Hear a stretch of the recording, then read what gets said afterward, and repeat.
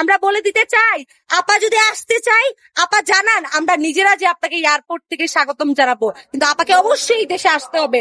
এই দেশে আসা ছাড়া তো আপার বিচার কার্যকর হওয়ার কোনো উপায় দেখি না। আপাকে অবশ্যই আসতে হবে, এবং আমরা সেদিনও ঠিক আজকে প্রতীকী করেছি, সেদিন আমরা সত্যিকারের ফাঁসি দড়ি নিয়ে আপাকে আমরা বরণ করবো এই বাংলাদেশে। শান্তা ফারজানা শুধু তো সে একা শান্তা ফারজানা না, তার মতন বাংলাদেশে আরো অনেকেই আছে যারা ভারতের এজেন্ডা বাংলাদেশে বাস্তবায়ন করতে চায়, খুনি হাসিনার রেজিমকে বাংলাদেশে ধরে রাখতে চায়। তারা বিভিন্ন সময় বিভিন্ন ভাবে কথার মাধ্যমে এগুলো তুলে ধরে।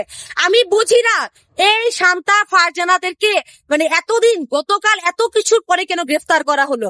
সে এতদিন ধরে জুলাই বিদ্বেষী কথা বলছে, সে আমাদের প্রধানমন্ত্রী জনাব তারেক রহমানকে এই ধরনের কথা বলছে। এত কিছুর পরও এই সরকার কি করে? তাদের কেন দ্রুত বিচার কার্যক্রম শুরু করে না? তাদেরকে যদি বিচার শুরু করে, তাহলে বোঝা যাবে তারা কেন এই ধরনের উত্তপ্তকর বক্তব্য বাংলাদেশে এসে পেশ করে।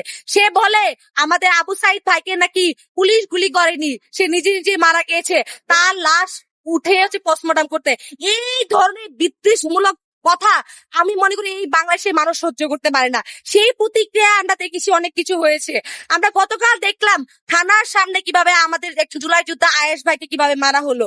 এটা তো হওয়ার কথা ছিল না। একজন জুলাই যোদ্ধা যদি বাংলাদেশ নিরাপত্তা না পায়, আমি মনে করি আমার প্রধানমন্ত্রী তারেক রহমানও একদিন অনিরাপদ হয়ে যাবে, তার দলও এই দেশে অনিরাপদ হয়ে থাকবে। যত দ্রুত সম্ভব যারা আওয়ামী লীগের এইসব নেগেটিভ তৈরি করে, যারা জুলাইকে মিথ্যা বলে, যারা বলে হাদি ভাইয়ের মৃত্যুকে নিয়ে মিথ্যা কথা বলে, যারা আবু সাইদের গুলি নিয়ে মিথ্যা বয়ান পেশ করে, তাদেরকে অতি দ্রুত গ্রেফতার করে বিচার কার্য শুরু করে তাদের কি এজেন্ডা আছে, তারা কোথায় থেকে টাকা পাচ্ছে, কি পাচ্ছে, সবকিছু বেছে নিতে হবে। নাহলে আমি মনে করি আমার এই সরকার এই দেশ নিরাপদ না, আমার প্রধানমন্ত্রী তারেক রহমানও নিরাপদ না, তার কোনোদিন কোনো কিছু হয়ে যেতে পারে।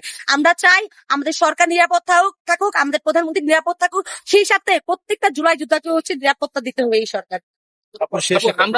আমি শুরুতে একটা কথা বলতে চাই যে আমাদের দেশনেত্রী বেগম খালেদা জিয়া যদি আজকে বেঁচে থাকতেন, তিনি যদি তার দল এবং দেশের এই পরিবেশ দেখতেন, তিনি